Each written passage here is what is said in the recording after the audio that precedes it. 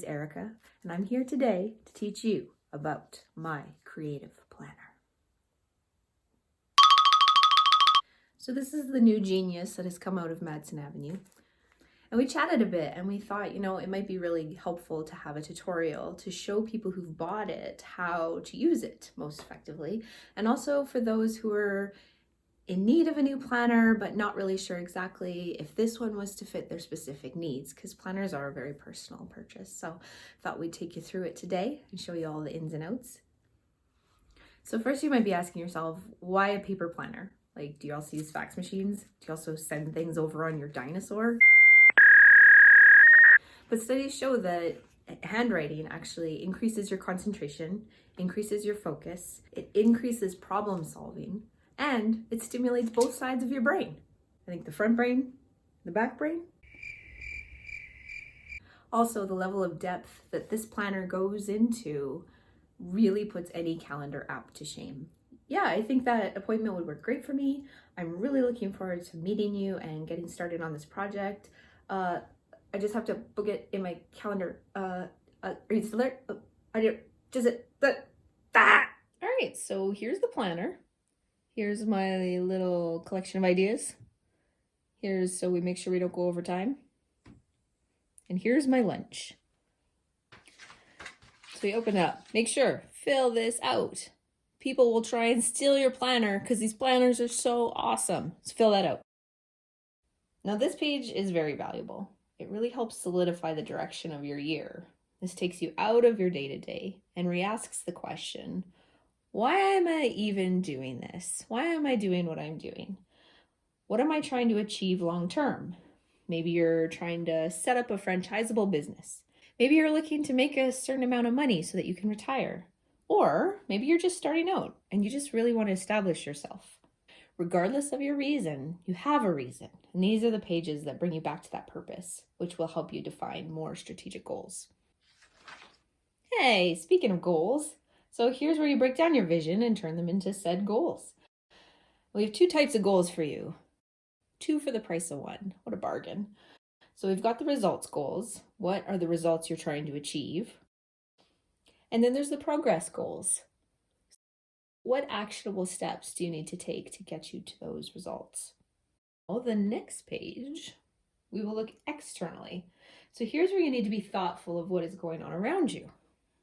Why is this important? Well, some businesses are very affected by things such as election cycles or seasonal changes or holidays. So here is where you stop, think, what's coming up? How's it going to affect me?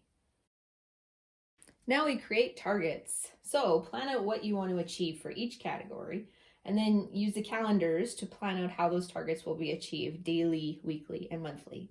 So by looking at it this way, you really are given a bird's eye view of what is upcoming and how that can affect your targets. For instance, a major holiday could be coming up. Will that make it easier or harder for you to achieve your targets? Then, the mother lode, the marketing plan. So these 2 pages do look tight, but they're meant to be more of a Cole's Note version of your marketing plan, a simple reference page that you can look back to when you're planning your months ahead. We have an expanded version of this chart. The website is here. So I really encourage you to print out that expanded version, fill it out, and then tack it up in your office, put it on your fridge, tape it to your husband's forehead, just any place where it will remain top of mind. So here you've got your week that you plan out. And then at the end of each week, we've got you reflecting back, because how fast does a week fly by before you have forgotten something important that had happened 5 days ago? So here we want you to really look back and be like, what did I do that scared me? Who did I meet this week that could influence me in some way or did influence me some way?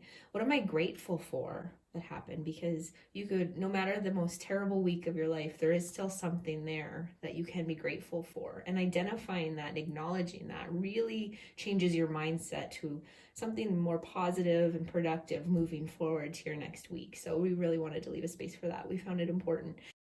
And then for thank yous, if there is someone this week who's helped you move ahead professionally, move ahead personally, it's really important to acknowledge that again, because it's going to strengthen your network, it's going to strengthen your relationships, and it's just good practice, whether it's sending a thank you card, a thank you email, anything. Just who has helped me this week? What did I try this week that succeeded? What did I try this week that really kind of missed its mark and that maybe I won't try again, or I'll iterate and try a different way? This is really important to do on a weekly basis, a really good habit to form. And then once you're finished that reflection, you're going to be a lot more solid in setting intentions for the upcoming week, because you can kind of plan from here, flip back to your marketing plan, flip back to your goals. Am I still on track?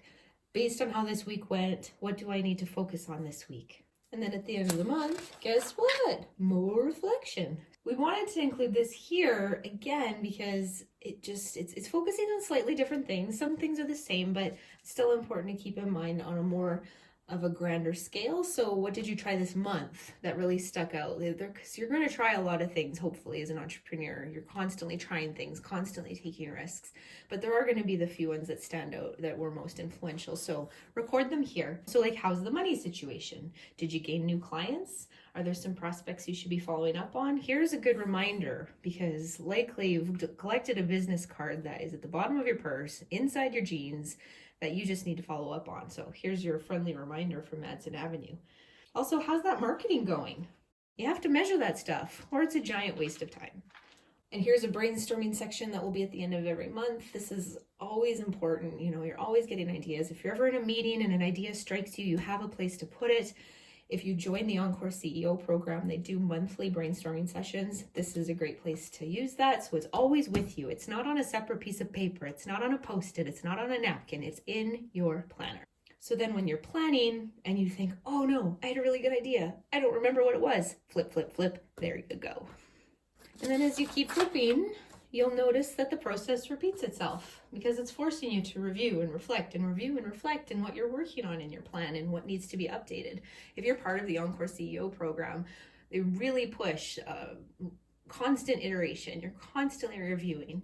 A business plan is supposed to be iterative. Things change, people change, relationships change, the climate changes, sometimes literally, and this is the time to look back and say, okay, what do I need to shift here to stay relevant, to stay on top of things, to stay successful?